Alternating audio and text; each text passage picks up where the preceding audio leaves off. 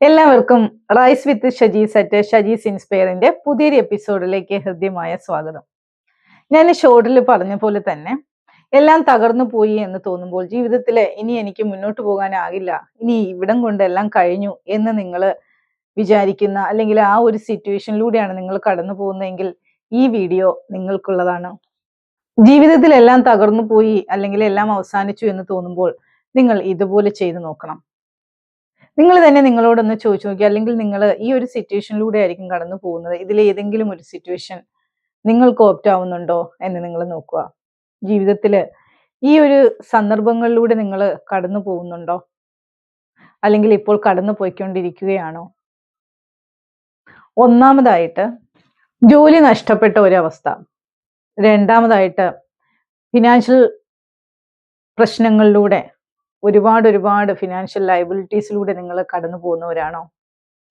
അല്ലെങ്കിൽ ഒരുപാട് നിങ്ങൾ വിശ്വസിച്ച് നിങ്ങളുടെ ചങ്ക് പോലെ കൊണ്ട് നടന്ന ആൾക്കാർ നിങ്ങളെ വിട്ടിട്ട് പോയതാണോ?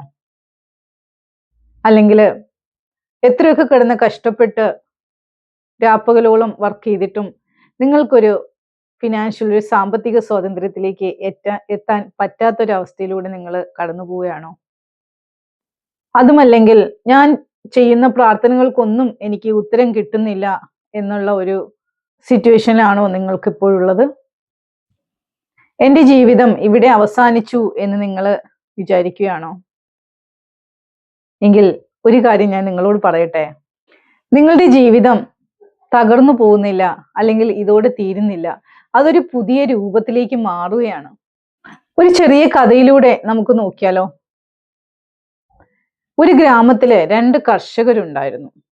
രണ്ടുപേരും ഒരേ ദിവസം ഒരേ സമയത്ത് 2 മുളയുടെ വിത്തുകൾ നട്ടു. എല്ലാ ദിവസവും അവർ വെള്ളം ഒഴിച്ചുകൊണ്ടേയിരുന്നു. ആദ്യ വർഷം ഒന്നും മുളച്ചില്ല. 2ാം വർഷവും കടന്നുപോയി. 3ാം വർഷമായി ഇന്നും മണ്ണിന് മുകളില് ഒന്നും കാണുന്നില്ല. ആദ്യത്തെ കർഷകൻ അവന്റെ പ്രതീക്ഷ നശിച്ചു.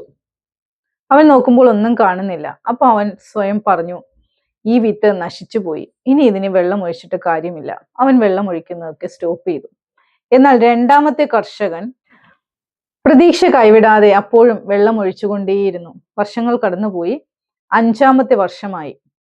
അപ്രതീക്ഷിതമായി ഒരു ദിവസം നമ്മുടെ കർഷകൻ കാണുകയാണ്, അതിൽ നിന്നൊരു മുള പൊട്ടി വരുന്നത് കാണുകയാണ്. അയാൾക്ക് എന്തെന്നില്ലാത്ത സന്തോഷമായി. അടുത്ത ഏതാനും ആഴ്ചകൾക്കുള്ളിൽ ആ മുള ഒരു 80 അടി ഉയരത്തില് എത്തി തുടങ്ങി. ഇപ്പോൾ നിങ്ങൾക്ക് ഇവിടെ ഒരു ചോദ്യം മനസ്സിൽ ഉയർന്നു വന്നിട്ടുണ്ടാവും. ആ മുള ഈ 80 അടി ഉയരത്തില് ഒറ്റ ദിവസം കൊണ്ടാണോ അല്ലെങ്കിൽ ഒരാഴ്ച കൊണ്ടാണോ മുളച്ചത് എന്നുള്ളത്, അല്ലേ? അങ്ങനെയാണോ? ഒരിക്കലും അല്ല. അത് ഈ 5 വർഷവും അതിന്റെ അടിയില് മണ്ണിന്റെ അടിയില് വേരുകളെ ഇങ്ങനെ വളർത്തുകയായിരുന്നു. മണ്ണിനടിയില് നമ്മൾ ആരും കാണാത്ത രീതിയിൽ ആ ഒരു വളർച്ച അവിടെ നടന്നുകൊണ്ടേയിരിക്കുകയായിരുന്നു. നമ്മുടെ ജീവിതവും ഇതുപോലെയാണ്.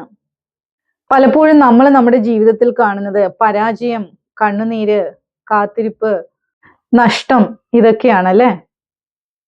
പക്ഷെ നമ്മൾ കാണാത്ത കുറച്ച് കാര്യങ്ങളുണ്ട്. എന്താണെന്നറിയോ? നമ്മുടെ അനുഭവങ്ങള്, ക്ഷമ, ആത്മവിശ്വാസം, മാനസിക ശക്തി, ദൈവമാണോ ജീവിതമാണോ എന്നൊക്കെയുള്ള കാര്യങ്ങള്. ഇത് നമ്മൾ കാണാതെ പോകുന്ന കാര്യങ്ങളാണ്. ദൈവമോ ജീവിതമോ പ്രപഞ്ചശക്തിയോ നിങ്ങൾക്ക് വേരുറപ്പിക്കാനുള്ള അവസരങ്ങൾ തരുവാണ്. കാരണം എന്താണെന്നറിയോ? വേരുകൾ ശക്തമല്ലെങ്കിൽ അതിന്റെ ശക്തി താങ്ങാനായിട്ട് പറ്റില്ല. ജീവിതം വീണ്ടും ഉയർത്താനായിട്ട് 4 കാര്യങ്ങൾ ഞാൻ പറഞ്ഞു തരട്ടെ. ഒന്നാമത്തെ കാര്യം എന്ന് പറയുന്നത്, തകർന്നു എന്ന് ഒരിക്കലും കരുതരുത്. ചിലപ്പോൾ അവസാനം എന്ന് കരുതുന്നത് ഒരു പുതിയ തുടക്കമാവാം. രണ്ടാമതായി, നിങ്ങളുടെ ചിന്തകളെ നിങ്ങൾ എപ്പോഴും ശ്രദ്ധിക്കുക. നിരന്തരം നിങ്ങൾ എന്താണ് ചിന്തിച്ചു കൊണ്ടിരിക്കുന്നത്, എന്ത് ചിന്തകളാണ് നിങ്ങളുടെ മനസ്സിലൂടെ കടന്നു പോകുന്നത്, അത് വളരെയധികം ഇമ്പോർട്ടൻ്റ് ആയിട്ടുള്ള കാര്യമാണ്. അത് നിങ്ങൾ ശ്രദ്ധിക്കുക. ഒരു പ്രശ്നം നിങ്ങളുടെ ജീവിതത്തിലേക്ക് വന്നാൽ എന്തുകൊണ്ട് എന്ന് നിങ്ങൾ ചോദിക്കരുത്. അതിനു പകരം, എന്താണ് ഇതിൽ നിന്ന് എനിക്ക് പഠിക്കാനുള്ളത്, ഇതിൽ നിന്ന് എങ്ങനെയാണ് എനിക്ക് ഓവർകം ചെയ്യാൻ പറ്റുന്നത്, അത് നിങ്ങൾ ചിന്തിക്കുക. മൂന്നാമത്തെ കാര്യം എന്ന് പറയുന്നത്, ചെറിയ ചെറിയ ചുവടുകൾ ഒരിക്കലും നിങ്ങൾ നിർത്തരുത്. ചിലപ്പോൾ അതൊരു ഫോൺ കോൾ ആകാം, ഒരു അപേക്ഷയാകാം, ഒരു ആപ്ലിക്കേഷൻ ആകാം, ഒരു പുസ്തകമാകാം, അല്ലെങ്കിൽ ഒരു പുതിയ കഴിവ് നിങ്ങൾ ഡെവലപ്പ് ചെയ്തെടുത്തതാവാം. ചെറിയ സ്റ്റെപ്പുകളാണ്, ചെറിയ ചുവടുകളാണ് എന്ന് വിചാരിച്ച് നിങ്ങളത് നെഗ്ലക്റ്റ് ചെയ്യരുത്.